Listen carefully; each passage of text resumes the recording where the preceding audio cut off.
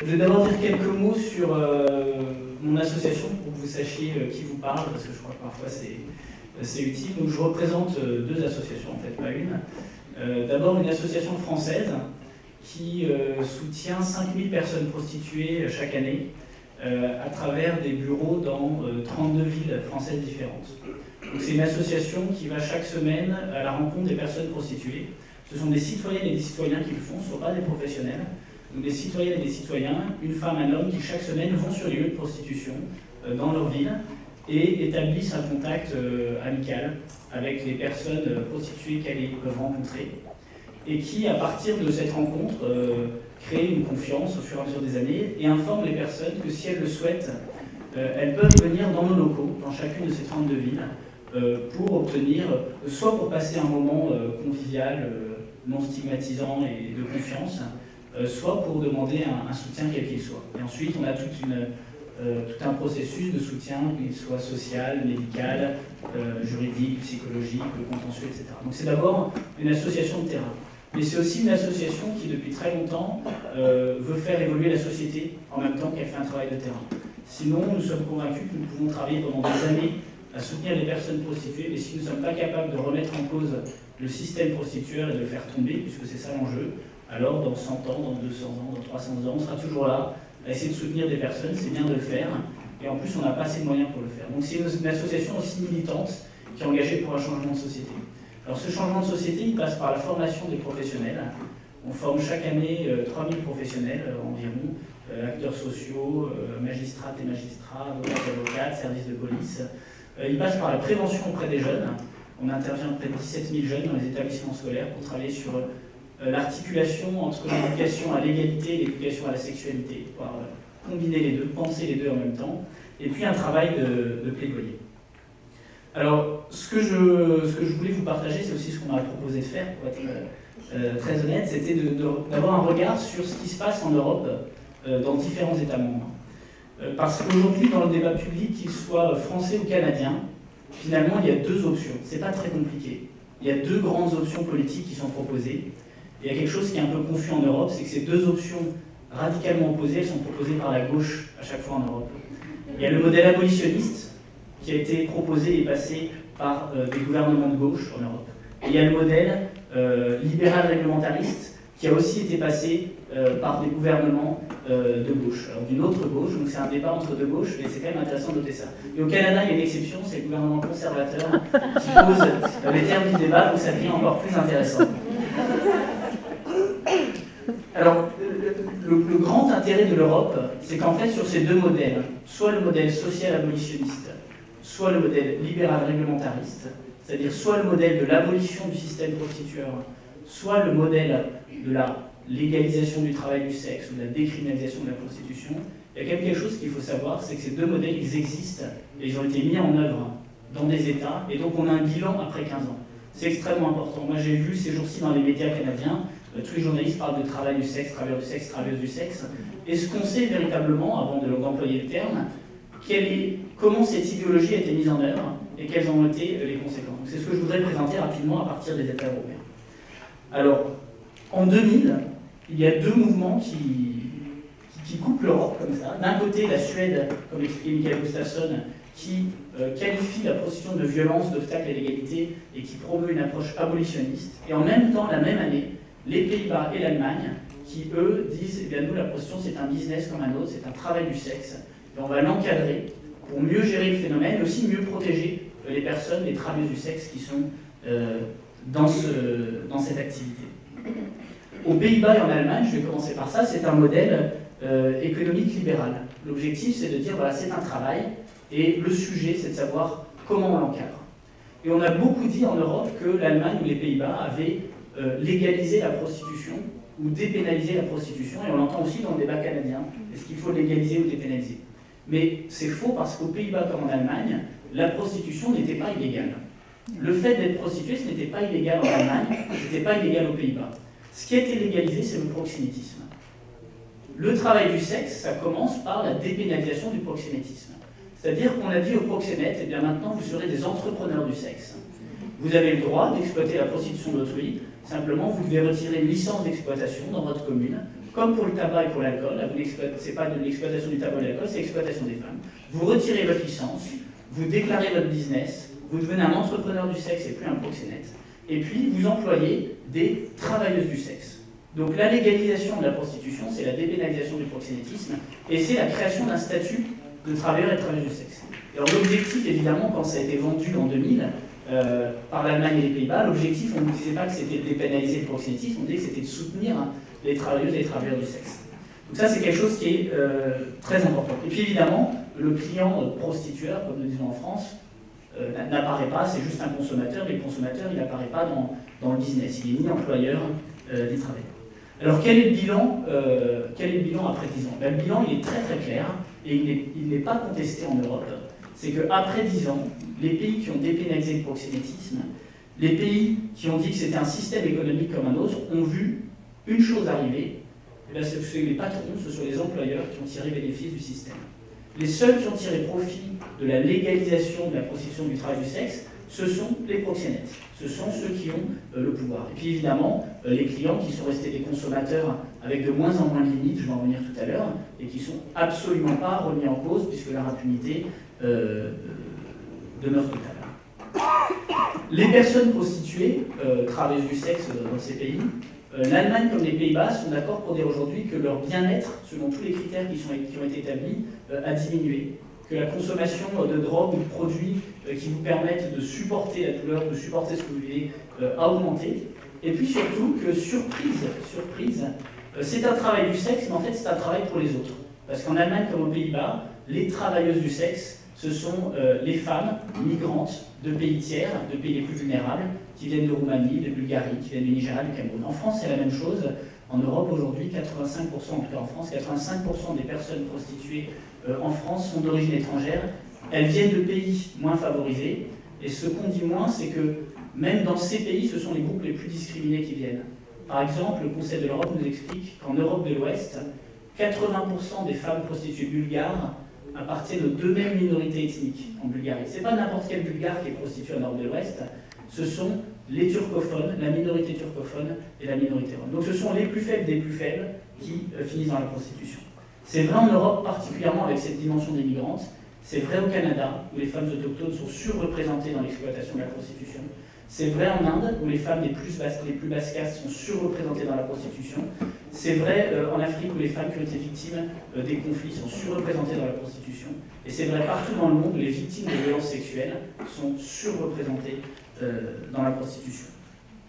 Alors très concrètement, je vais vous donner quelques résultats de l'Allemagne et des Pays-Bas, qui ne sont que des résultats donnés par les autorités. Ce ne sont même pas des statistiques et des associations, ce sont la police nationale, le ministère de la Justice, etc.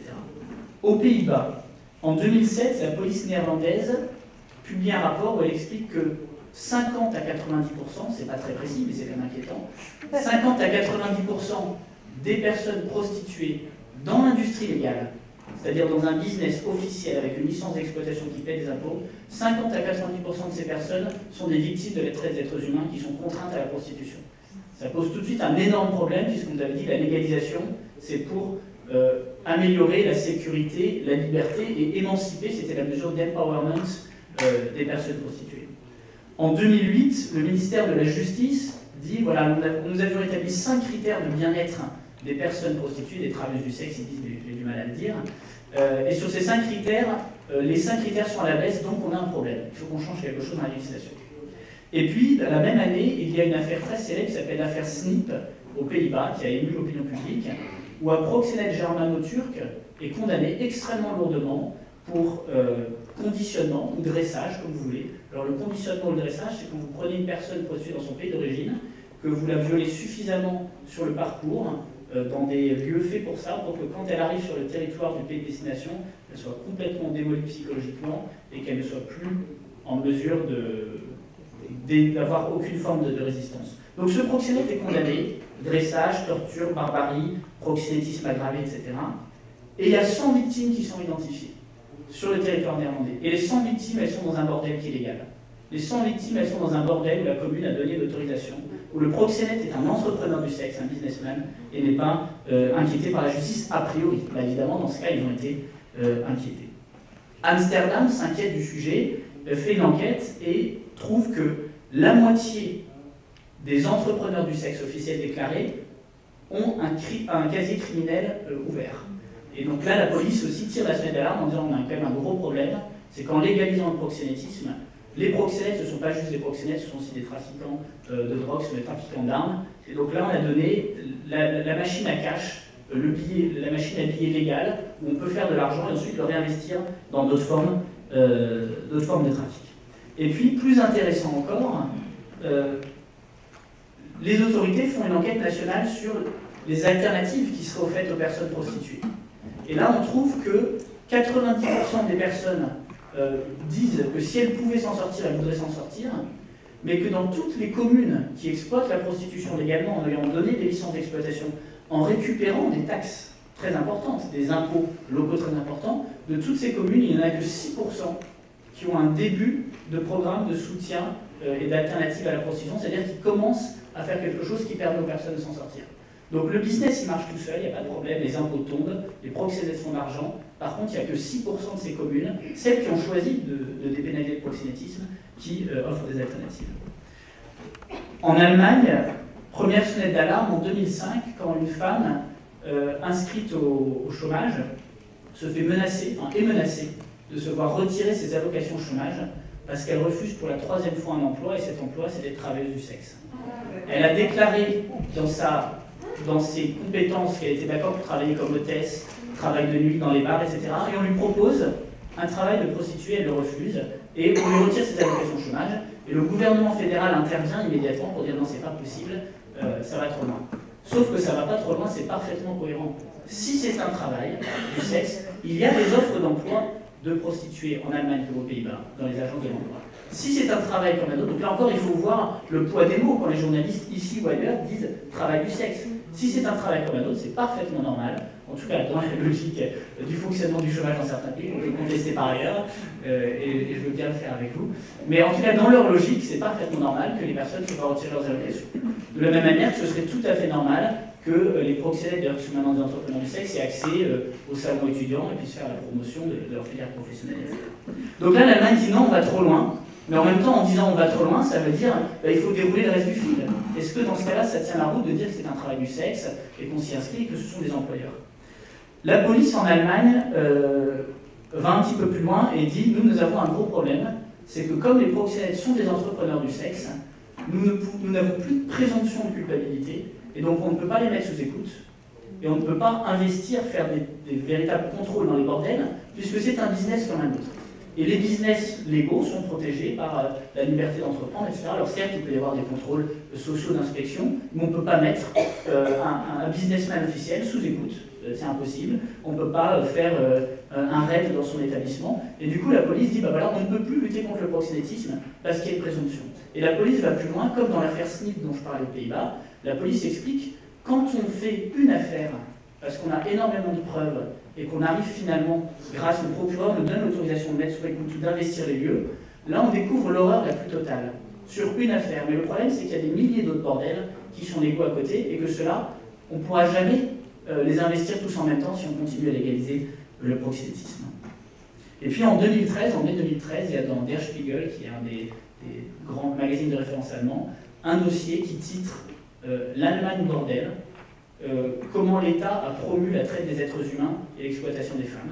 Et là, c'est coup de tonnerre en Allemagne, et toutes ces statistiques et toutes ces réflexions ressortent. Et on nous explique notamment à ce moment-là que sur les 400 000 personnes prostituées qu'il y a en Allemagne, il n'y en a que 44 qui se sont inscrites au statut de travailleuses du sexe. Il n'y en a que 44 qui ont fait la démarche, alors qu'on nous avait dit que les personnes voulaient être travailleuses du sexe pour être mieux défendues. Il n'y a que 40 femmes et 4 hommes sur les 400 000 identifiés par la police qui sont allés faire cette démarche. Donc les intérêts financiers sont énormes. Les intérêts des proxénètes, on sait les quantifier. Europol le dit, c'est 100 000 € net par an par personne prostituée. 100 000 € net par an par personne. Les intérêts de l'État et des communes, et c'est ça qui est très pervers, hein, ils sont aussi importants parce qu'il y a des revenus fiscaux. En Europe, on a un débat maintenant. Eurostat, la Commission, dans une approche très libérale, propose aux États membres de l'Union européenne, demande aux États membres de l'Union européenne d'inclure la prostitution dans le PIB pour dire qu'on a moins de problèmes de croissance. Et ça va regonfler la croissance européenne. Ce n'est pas une nouvelle activité qui est créée, ce n'est pas un développement de bien-être pour personne, mais les chiffres gonflent et c'est déjà pas mal parce qu'on est en crise. Et puis en Allemagne, dernière dimension, sur l'aspect de la demande. C'est un marché comme un autre, qu'on ouvre véritablement, et là la demande explose et se diversifie. Et on arrive à des établissements, par exemple, où on a des femmes en solde, où on a des entrées à volonté, vous avez le repas et autant de femmes que vous voulez, des bordels où nous avons des étages naturistes, c'est-à-dire que tous les hommes viennent habiller, toutes les femmes sont nues, et vous chopez qui vous voulez, mais prenez juste un tampon et à la fin vous payez en fonction de ce qui est tamponné. Des étages gangbang, vous venez avec des amis, prendre une femme à 5 ou 6, etc. Donc banalisation complète du viol collectif, etc. Mais légal, c'est une offre, c'est un service, c'est une demande, et cette demande, elle se diversifie. L'autre perspective ouverte, je ne vais pas rentrer autant dans le détail sur la perspective ouverte par les pays abolitionnistes, parce que Mikael Gustafsson a parlé de la Suède, mais l'approche adoptée par la Suède, ce que je voudrais dire par la Suède, par la Norvège, par l'Islande, aujourd'hui examinée très sérieusement par la France et par l'Irlande, validée par le Parlement européen, alors que la Commission européenne très libérale continue à faire la promotion du travail du sexe. Qu'est-ce qu'il y a en commun entre tous ces États? C'est ça que je voulais... Je ne vais pas rentrer dans les mesures, mais il y a quelque chose en commun sur la qualification. Ces États choisissent une autre perspective et disent « la prostitution, c'est une violence et c'est un obstacle à l'égalité ». C'est le point de départ de toutes ces législations. C'est aussi le préambule, et c'est ça qui est quand même très intéressant dans le projet de loi canadien, même si moi j'ai des problèmes concrets sur certaines mesures, mais dans le préambule du projet de loi canadien, on retrouve cette dimension que la prostitution est une violence en soi et un obstacle à l'égalité. Et je voudrais dire quelques mots sur ce sujet. Pourquoi, selon notre association, la prostitution est une violence en soi? Pourquoi la violence est inhérente? Parce qu'il y a des gens qui disent que la violence, c'est juste les conditions d'exercice de la prostitution. C'est pas la prostitution qui est violente, c'est juste que parfois ça se passe bien, parfois ça se passe mal. La violence dans la prostitution, elle a lieu avant, elle a lieu pendant, elle a lieu après, et pour nous, c'est une violence en soi. Avant, très malheureusement, l'écrasante majorité des personnes qu'on rencontre, que ce soit des femmes, des hommes ou des trans, ont vécu des violences, et souvent des violences sexuelles, avant d'entrer dans la prostitution. Et malheureusement, ça peut conditionner la capacité de résistance et de s'extraire à des exploitations ultérieures. Pendant, ça je crois que tout le monde peut l'imaginer, la prostitution c'est un univers de violence, un univers de violence sexuelle, de violence physique, de violence psychologique, de violence sociale, de violence institutionnelle parfois de la police. Après, ça on l'oublie souvent, les personnes qui quittent la prostitution vont rester pendant des années victimes du stigmate.